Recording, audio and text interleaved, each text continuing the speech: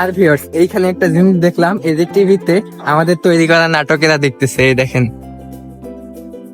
তো এখন অটো ছেড়ে দিবে, তো আমাদের বাজারে যাওয়া লাগে না, এই যে এইখান থেকে মানে ঝিনাইগাতি যাওয়া লাগে না, এইখান থেকে বাজারে একটা দোকান থেকে গ্যাস পাইলাম। আর এটা হইতেছে আমাদের আগের বোতল ছিল হচ্ছে আই গ্যাস না এটা আই গ্যাস। আর আই গ্যাসের ভাইয়া মূল্য কত জানিয়ে রাখলেন? 1900 টাকা। ভাবা যায় এলপিজির দাম দেখেন কি পরিমাণ উদ্যোগতি উঠতেছে।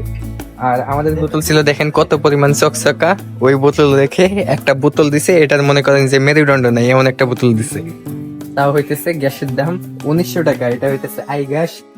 আর যমুনার দাম হইতেছে একটু বেশি, কিন্তু আমাদের আগে যেহেতু বোতল ছিল আই গ্যাস, যার কারণে তো এটাই নিতে হবে।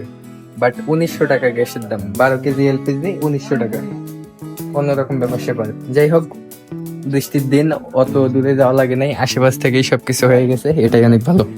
ভাবলাম যে আমরা এইখান থেকে গ্যাস পেয়ে গেলাম, আর হইতেছে ঝিনাইগাতি বাজারে যাওয়া লাগবে না। বাইরে টিপ টিপ বৃষ্টি পড়া শুরু হয়েছে, আর এইখানে কি এটা সোনার খনি, চুরি করে নিয়ে যাই, মারবো ধরে দোকানে।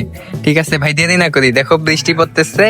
আর একদিকে কাহিনী কি সেটাই তো বললাম না, সেটা হইতেছে এইখানে আমরা গ্যাস পাইলেও এই বাজারের ওইদিকে একটা মুরগির দোকান আছে, এন্ড হইতেছে ওইদিকে আছে প্রত্যেকটা মুরগির দোকানই বন্ধ।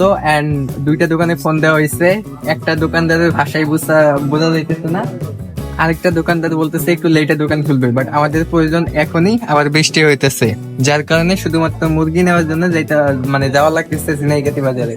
তোরা যাক, সোনারখনি দেখা বাদ দাও, চলো।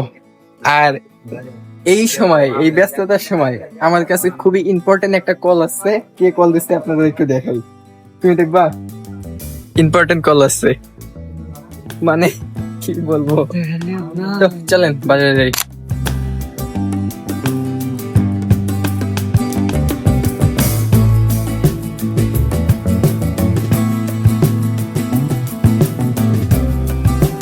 ভিউয়ার্স, আমরা ঝিনাইগাতি বাজারে চলে আসছি, এন্ড রাইট নাও আমরা আছি হচ্ছে মার্কেটের ভিতরে। এই যে এটা হচ্ছে মার্কেট, আর মার্কেটের ভিতর দিয়ে হচ্ছে আমরা বাইরে যাইতেছি, মানে বাজারের ভিতরে যাইতেছি। মার্কেটের ভিতর দিয়েই বাজারের ভিতরে যাওয়া লাগে। এই যে